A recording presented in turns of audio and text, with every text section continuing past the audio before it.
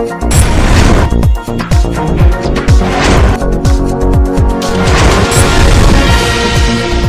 आप देख रहे हैं एनपीटीवी न्यूज परिक्रमा और मैं हूं आपके साथ आरती सिंह आजाद। डालते हैं नजर आज की खास खबरों की ओर।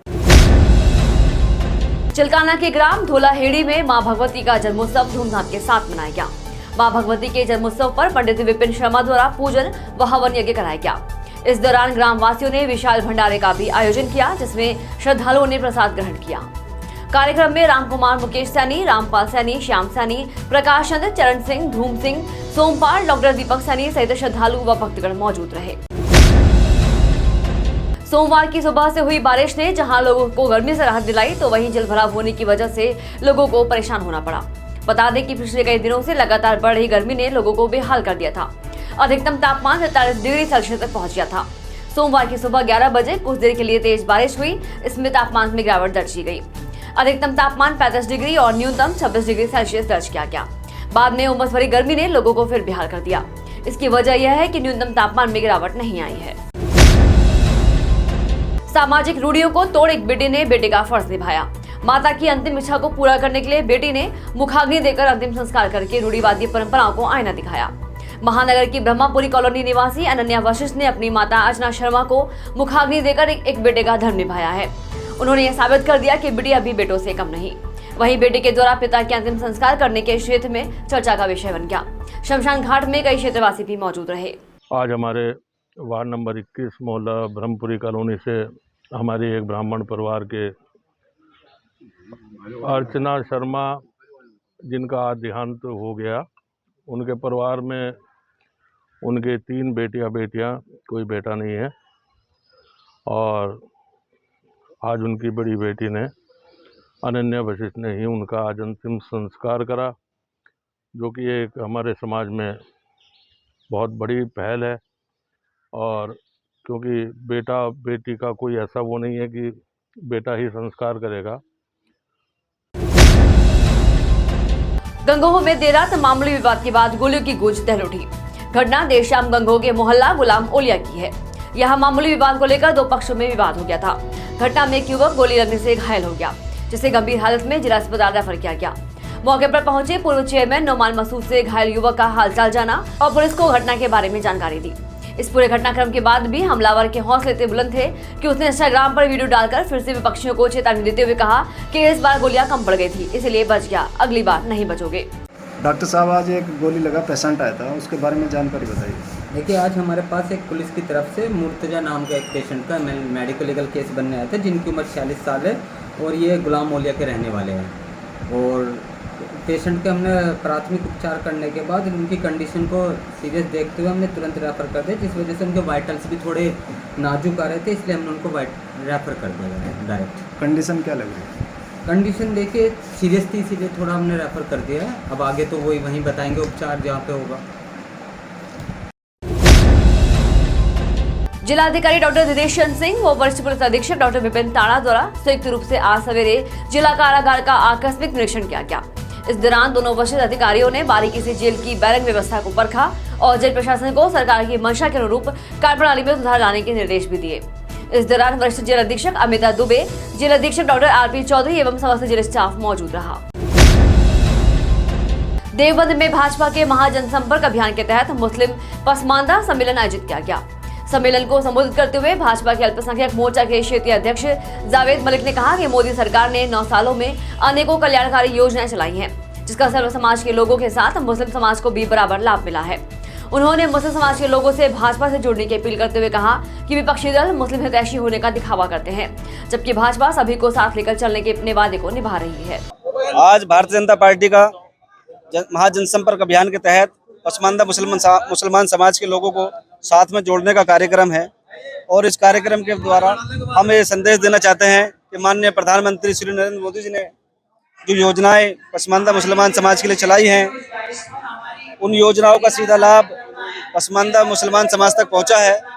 और माननीय मोदी जी की सरकार में, माननीय योगी जी की सरकार में पसमानदा मुसलमानों का सामाजिक, आर्थिक और राजनीतिक मजबूती के साथ समावेश हुआ है।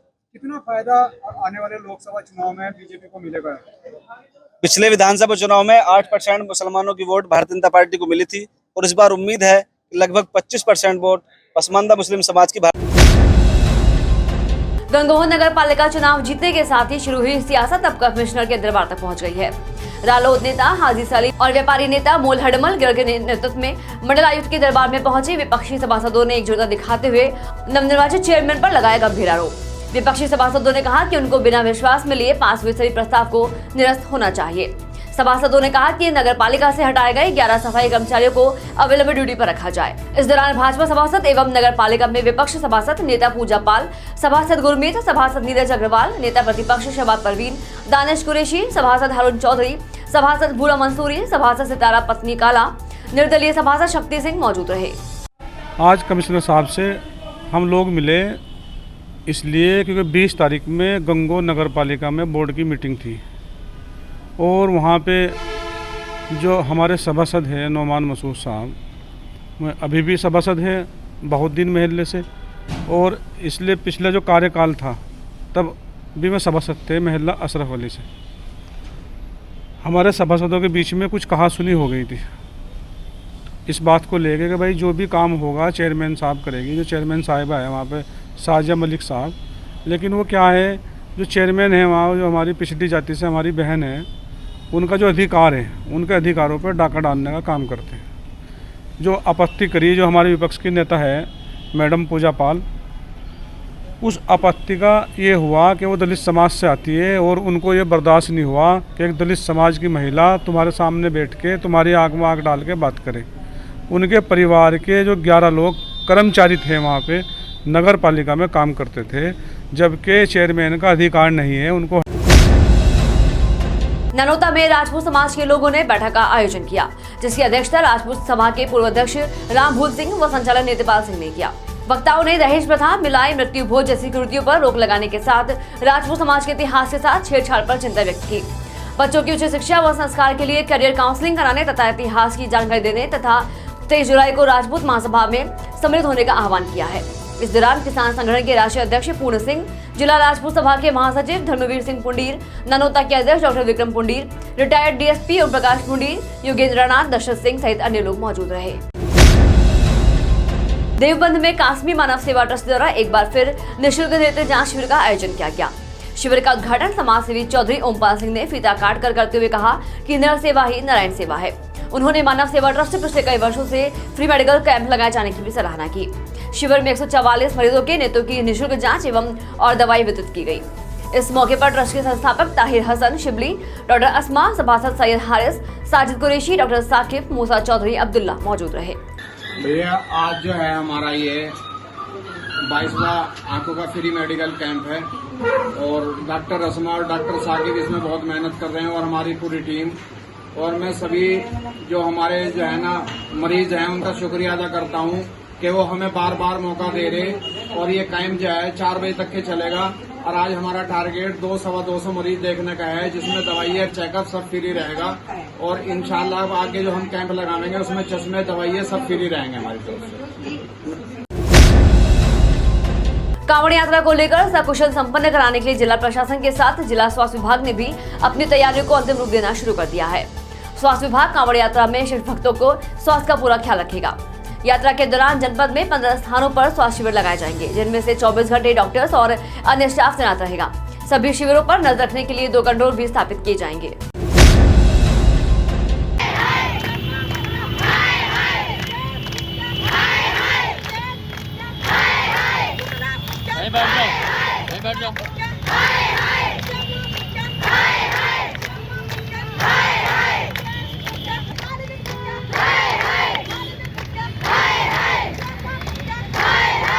सहारनपुर में अपने विभिन्न मांगों को लेकर आशाओं का धरना प्रदर्शन लगातार बढ़ता जा रहा है। आशाओं का धरना प्रदर्शन लगातार जारी है। सहारनपुर में अपने विभिन्न मांगों को लेकर आशाओं का धरना प्रदर्शन लगातार जारी है। उन्होंने बताया कि पिछले 2 साल का वेतन नहीं दिया गया है, जबकि उन्होंने कोरोना काल जैसी महामारी में भी महत्वपूर्ण योगदान दिया था और हर मोर्चे पर बेधड़क सेवा की थी। सरकार द्वारा उनका पैसा जारी होने के बाद भी उनको अभी तक पैसा नहीं मिल रहा है। आशाओं का आरोप है कि उनके हक के पैसों को बीच में बैठे लोग डकार गए हैं। सरकार की अवस्था से नाराज आशाओं ने आज भ्रष्टाचार का पुतला जलाकर चेतावनी दी कि यदि उनकी मांगों को अविलंब पूरा नहीं किया गया तो वह अनशन पर बैठने के लिए बाध्य हो जाएंगी। जी वाले जी किस तरह का प्रदर्शन था, शायद जो प्रदर्शन कर रहे क्या मामला, क्यों? आज 5 दिन तो लगातार धरना प्रदर्शन पर जिलाधिकारी महोदय से कमिश्नर महोदय को और सीएमओ साहब को सभी से ज्ञापन भी दे चुके और बातचीत भी हो चुकी है। कोरोना काल में जिन आशाओं का पता चला, जो आशाएं कोरोना काल में योगी और मोदी की बाहें बनने का काम किया, जिन्होंने कोरोना को मात देने का काम किया, योगी जी के द्वारा लगातार इनका मानदेय भेजा जाता है। अगर तितरो के ग्राम कोलाखेड़ी में चल रहे पानी की टंकी के विवाद को लेकर सैनी समाज के लोगों ने महापंचायत का आयोजन किया। पंचायत में मौजूद लोगों ने कहा कि गंगोह विधायक चौधरी कीरत सिंह राजनीतिक कारणों से गांव में टंकी के निर्माण कार्य को रुकवा रहे हैं और सैनी समाज का उत्पीड़न कर रहे हैं। सैनी समाज के लोगों ने एक स्वर में कहा कि उत्पीड़न किसी भी दशा में बर्दाश्त नहीं किया जाएगा और जिला मुख्यालय पर धरना दिया जाएगा। पंचायत में मांगेराम, राजेश प्रधान, गोपाल, प्रदीप, नरेश सैनी, यशपाल, मास्टर काशीराम, रामदास सैनी, नरेश प्रधान, मेनपाल सैनी, सुभाष सैनी, नरेश सैनी, शेर सिंह सैनी सहित सैकड़ों लोग मौजूद रहे। नहीं प्राप्त हुआ किसी भी विभाग से कि हमारा काम क्यों रोका जा रहा है, इसका हमारे पास भी कोई जवाब नहीं है। हम अपनी जगह बिल्कुल सही है, कोई हमारे कागज में कमी नहीं, कोई खामियां नहीं हमारे काम में। लेकिन आपने एक सवाल किया कि इसमें ये बाधा उत्पन्न क्यों हुई और किसने की, ये माननीय विधायक जी ने की और इसका स्पष्टीकरण मैं आपसे कहना चाहता हूँ। आप माननीय विधायक जी की बाइट ले लो जाकर, यही बताओगे कि क्यों रोक रहा, मैं टंकी क्यों नहीं रोक रहा। थाना कोतवाली गंगोह क्षेत्र के गांव बहादुर नगर में तालाब की खुदाई के दौरान ठेकेदार की गलती से खोदे गए 2 गहरे खंडों में डूबने से 2 बालकों की मौत हो गई। ग्रामीणों का आरोप है कि ठेकेदार ने लालच के वश तालाब में 2 खड्डे सूखी मिट्टी उठाकर बेचने के लिए खोदे गए थे, जिन्हें बाद में नहीं भरा गया और बारिश अधिक होने के चलते तालाब में पानी भर गया। बारिश के पानी में गाँव के ही 2 नाबालिग बच्चे नहाने के लिए तालाब में उतरे, जिनकी खंडों में डूबने से मौत हो गई। बालकों की मौत के बाद गाँव में मातम पसरा हुआ है। बसपा नेता हमजा मसूद ने गांव में पहुंचकर मृतक परिवार के दुख में हुए शामिल। ग्रामीणों का आरोप है कि ठेकेदार की लापरवाही से चलते दोनों बच्चे की जान गई। जी कितने गहरे होंगे जी? मैं लगभग 7 फुट के खड्डे हैं जी। इसमें जो खेत है जो हमारा है जी, इसमें डांग लगा रहे थे जी कल जीसीबी वाले, जो ठेकेदार है, मैं भी थे नहीं पे। तो उसको कहा भाई मौसम खराब है, इस वजह से मगर खड्डा बंद कर दिया है, तो उसमें जाकर नहाते बार बार, तो उसको खड्डा नहीं बंद करा जी। आज इस वजह से तो जाकर नहाते हुए डूब गए। तो गड्ढा क्यों खोदा गया था वो? अजी गड्ढा जी अपने लिए खुदा ना, सूखी मिट्टी के चक्कर में जी। और सूखी मिट्टी के चक्कर बताओ जी। दरअसल ये यहाँ तालाब खुदाई का काम चल रहा था गांव में, और ये बच्चे वहाँ पानी हो रहा था बारिश का, ये इधर घूमने के लिए चले गए और वहाँ जाके उसमें नहाने लग गए। तो कुछ 3-5 बच्चे थे, ये 2 तो ये डूब गए, 3 बच गए इसमें। बताया किसने? ये दौलतपुर का लड़का आ गया, गांव वालों ने हल्ला कराया, बेचारे गांव वालों से हमारे तैरने नहीं आता, वो दौलतपुर का लड़का आ गया, उसने ऐसे नहीं निकाले। आपकी हालत है? ये भतीजे हैं जी मेरे। पुलिस लाइन सभागार में वरिष्ठ एंटी ह्यूमन ट्रैफिकिंग यूनिट समन्वय गोष्ठी व कार्यशाला का आयोजन किया गया। कार्यशाला में मानव तस्करी एवं महिलाओं और बालकों के उत्पीड़न की रोकथाम के लिए कार्य योजना तैयार की गई।